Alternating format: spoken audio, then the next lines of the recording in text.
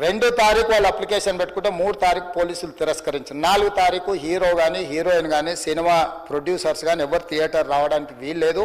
ఈ థియేటర్లో మేము సెక్యూరిటీ ఇవ్వలేము. ఈ థియేటర్కు ఉన్నది ఒకటే దారి. ఈ దారిలో ఇంతమంది వేలాది మంది అభిమానులు వచ్చినప్పుడు మేము కంట్రోల్ చేయలేము, వద్దు అని తిరస్కరించారు. తిరస్కరించిన తర్వాత కూడా 4 తారీఖు 9:30 ప్రాంతంలో హీరో రావడం జరిగింది.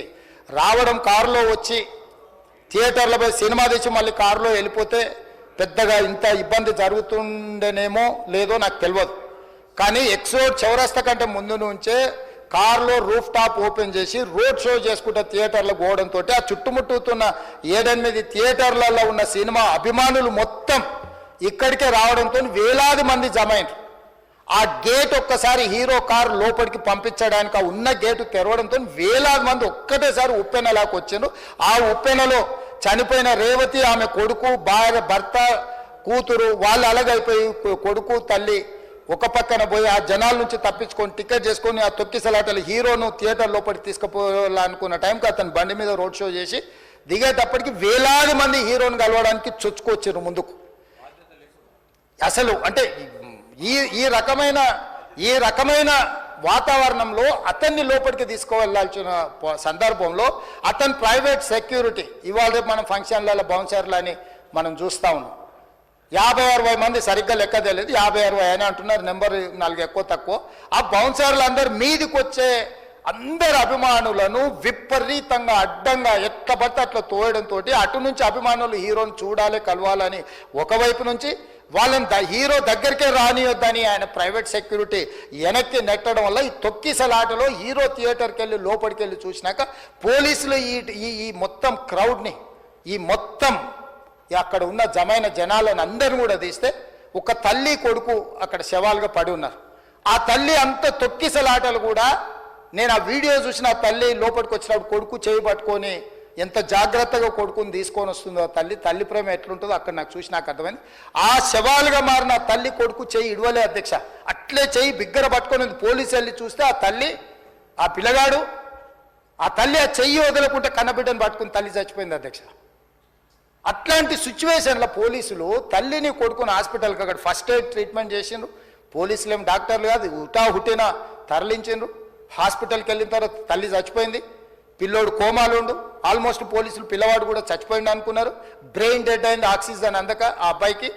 సో ఆ సిచ్యువేషన్లో వెనక్కి పోలీసులు వచ్చి హీరో గారికి విషయాన్ని తెలియజేసి హీరో గారు వెళ్ళిపోతే హీరో ఎందుకు వెళ్ళిపోవాలనుకున్నారు పోలీసులు అంటే ఇంకా వేలాది మంది అభిమానులు అక్కడనే ఉన్నారు. హీరో గారు థియేటర్లో కూర్చొని ఉండడం వల్ల సినీ ప్రముఖులు ఉండడం వల్ల ఈ బయట జమైన వేలాది మంది అభిమానులు అక్కడి నుంచి పోకుండా అక్కడనే ఉండడం వల్ల థియేటర్ లోపల కూడా బాల్కనీలో టాప్ బాల్కనీలో హీరో కూర్చుంటే కింది నుంచి పై వరకు వెనక్కి తొక్కుట పైకెక్కి హీరో చేతులు కలపాలని కోతులు ఎగబడ్డట్టు కోట మీదకి కోతులు ఎగబడ్డట్టు ఉల్టా పైకి తొక్కిసలాట జరిగింది అధ్యక్ష. థియేటర్ వాళ్ళు పోలీసులను హీరో దగ్గరికి వెళ్ళి చెప్పడానికి కూడా అనుమతి ఇవ్వకుండా థియేటర్ వాళ్ళు పోలీసులను బ్లాక్ చేశారు అధ్యక్ష. ఎప్పుడైతే హాస్పిటల్లో తల్లి చచ్చిపోయిన పిల్లగాడు కూడా ఆల్మోస్ట్ చావు నోట్లో ఉన్నాడు అని తెలిసి పోలీసులు వచ్చి ఏసీపీ వెళ్ళి చెప్పడానికి పోతే థియేటర్ సిబ్బంది లేదు హీరో దగ్గరికి వెళ్ళడానికే వీళ్ళేదని చాలాసేపు పోలీసులను కూడా హీరో దగ్గరికి పోనీయలేదు అధ్యక్ష వాళ్ళ ప్రైవేట్ వీళ్ళు. చివరికి ఏసీపీ కోపం వచ్చేసి మిమ్మల్ని అందరిని తీసి లోపల వేయాల్సి వస్తుందని చెప్పిపోయి హీరోకు ఏసీపీ క్లియర్గా ఇద్దరు చనిపోయినరు, మీరు ఇక్కడ కూర్చుంటే థియేటర్లోనగా థియేటర్ బయట ఉన్న వేలాది మంది ఈ సినీ అభిమానులను మేము కంట్రోల్ చేయలేకపోతున్నాం, ల్యాండ్ ఆర్డరు శాంతి భద్రతలు చేయి దాటిపోయినాయి, మేము లాఠీ చార్జ్ చేయాల్సిన పరిస్థితి ఉంది, మీరు దయచేసి వెళ్ళిపోండి, వచ్చిండ్రు చూసిండ్రు కదా వెళ్ళిపోండి అంటే లేదు నేను సినిమా అయిపోయే వరకు ఇట్లే కూర్చుంటానని పోలీసులతో చెప్పిండని సిటీ కమిషనర్ నాకు చెప్పడం జరిగింది అధ్యక్ష. అదేవిధంగా ఇంకా కంట్రోల్ కాకపోవడంతో అప్పుడు డీసీపీ పై అధికార రంగంలో దిగి వాళ్ళ అందరినీ లోపల వాళ్ళ ఎంబడున్న అడ్డుకుంటున్న వాళ్ళను పోలీసులతో జరిపించి చక్కగా డీసీపీ పోయి హీరో గారికి బయట చనిపోయినరు, పరిస్థితి చాలా గందరగోళంగా ఉన్నది, మీరు ఇక్కడ నుంచి కదలాల్సిందే లేకపోతే మిమ్మల్ని పోలీస్ స్టేషన్కు తీసుకెళ్లాల్సిన పరిస్థితి వస్తుంది, మీరు ఇక్కడ నుంచి కదలాల్సిందే అని బలవంతంగా అతన్ని సినిమా మధ్యలో 12 గంటల సమయంలో రాత్రి 12 గంటల సమయం అట్టిగా ఆ సమయంలో అతను తీసుకొచ్చి బండి ఎక్కిస్తే మళ్ళీ అతను రూఫ్ టాప్ ఓపెన్ చేసి మళ్ళీ చేతులు ఊపుకుంటూ రోడ్ షో చేసుకుంటూ అంటే తల్లి చనిపోయి పిల్లగాడు చావు బతుకుల మధ్యలో ఉన్నాడు, మీరు వెళ్ళండి అని వెనక్కి పంపిస్తే కూడా మళ్ళీ కారులో రూఫ్ టాప్ ఓపెన్ చేసి చేతులు ఊపుకుంటా అభిమానులను సంతోషపెట్టుకుంటా రోడ్ షో చేసుకుంటా అతను వెళ్ళిపోయింది అధ్యక్ష.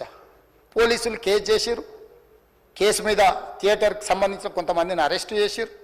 అరెస్టు చేసి 10-11 రోజుల తర్వాత పోలీసు హీరో గారింటికి వెళ్ళిండ్రు. మీరు కూడా కేసులో A11 మీ మీద కేసు ఉందని చెప్పడానికి పోలీసులతో దురుసుగా ప్రవర్తించిండు. మీరు ఆ వీడియోలన్నీ కూడా చూసిండ్రు.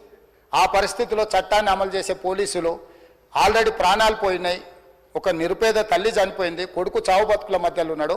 ఆ రోజు కోర్టుల కేసులు కూడా వస్తున్నాయి. కోర్టుకు కూడా మీరు విచారణలు ఏం చేసిండ్రని కోర్టుకు కూడా పోలీసులు జవాబు చెప్పాల్సిన పరిస్థితి ఉండే అధ్యక్ష.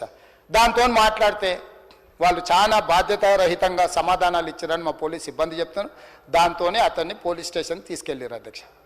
ఇక్కడి వరకు ఒక హీరో, ఒక థియేటర్లో జరిగిన సంఘటనలు, వీటన్నిటి నేపథ్యంలో పోలీసులు వాళ్ళ విధి నిర్వహణ నిర్వహించారు అధ్యక్ష. ఎప్పుడైతే అతను పోలీస్ స్టేషన్కు తీసుకెళ్ళిరో కొన్ని రాజకీయ పార్టీలు పైశాచికంగా ఎంత నీచంగా నన్ను తిట్టుకుంటా పోస్టులు పెట్టినరంటే, అంటే तेलंगाना समाजम लो मलकपेट बलाला साहब के कॉन्स्टिट्यूंसी के वोटर है उन लोग मलकपेट के छोटे नौकरी, उसका नौकरी अकबर साहब वो 30,000 नौकरी करता है, उसके परिवार में कोई कमाई नहीं है। एक एक टिकट 3,000 रुपए में खरीदा, वो बच्चा उनका फैन है बोल के उनके परिवार 12,000 रुपए रखकर 4 टिकट खरीद के पिक्चर को गए।